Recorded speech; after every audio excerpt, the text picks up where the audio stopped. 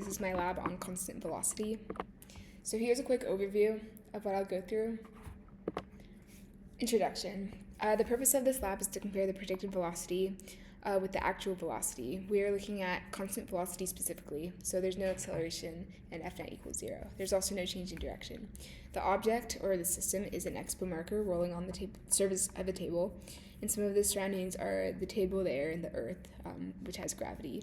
I'm using Tracker to find the data for the actual or experimental position, and GlowScript is what I'm using to find the data for the predicted position or the computational model. This will all demonstrate how Newton's second law works, and it'll show that the concept is true. What is Newton's second law? It states that the net external force equals the change in momentum of a system divided by the time over which it changes. So this equation right here, essentially. And from that, we can derive this equation, which is the velocity update formula, which tells us that if the net force acting on a system is 0, then the velocity will remain constant. Procedures. First, I recorded the marker. Then I imported the video to Tracker to mark the position frame by frame and get that the data for that experiment. Then I used GlowScript to create my computational model and record the data from that experiment. And then I put all the data into a spreadsheet so that I could create a chart and compare them both. Here's my experimental data. This was at the beginning, this was in the middle, this was at the end. You can see the blue diamonds is where I marked each position frame by frame. And this chart here shows the trajectory, which is a negative slope because the marker is moving to the left. So it has a negative slope, like time versus position. The total time was 8.9 seconds. This was my initial position, and this was my initial velocity, which I found using this formula here. The second position minus the first position divided by the change in time. So the difference between these two divided by this, which I got this number for. Here's my GlowScript code. I set the mass. The mass doesn't matter what it is because it gets multiplied by f net, which equals 0. And then here is the initial position that I had for my data, and then this is the initial velocity, which I calculated in the last slide. And then here I input my time, and I input the initial, or the change in velocity formula, and the position update formula.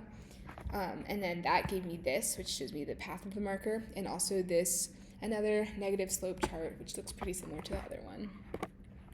So this is the chart from the experimental data, and this is the chart from the computational model, and we can see that they're pretty similar, and then they're not equal, and this is likely because of friction or air resistance that existed in real life and did not exist in the computational model, but they are pretty similar. Here are some of my data sets I used. There's a lot more that I am not showing, but this is from Tracker and this is from GlowScript, and that's how I made this chart. Some possible errors. Friction and air resistance, as mentioned, could change the way the chart looks. Also, position selection in Tracker was done manually by me and may not be entirely accurate. And then rounding errors. These numbers, there's so many digits, there could have been rounding errors. But in conclusion, this supports Newton's second law. Further questions. What if we swapped the axes? Or what if we had the direction of motion be the positive x direction instead of the negative x direction? If we did this, there would be sort of an inversion of the same slope, but the physics would stay the same. So it would basically tell you the same thing that this chart tells you. It would just look different. But if the negative x direction became the positive one, again, it would still show the same thing. It would just be all positive numbers. How do we know which forces are acting on the marker to make f net 0? The answer is that we don't know all of them. This doesn't mean that they don't exist, but we do know that they add up to 0. Again, we do know that some of the forces acting are gravity, friction, air resistance, and the normal force from the table. But what does all this mean? This means that friction and air resistance have a very significant effect on motion, or at least somewhat, because you could see how the two lines deviated. But also, it does mean that Newton's laws are extremely reliable and that Newton's second law holds true. So, yeah, thank you.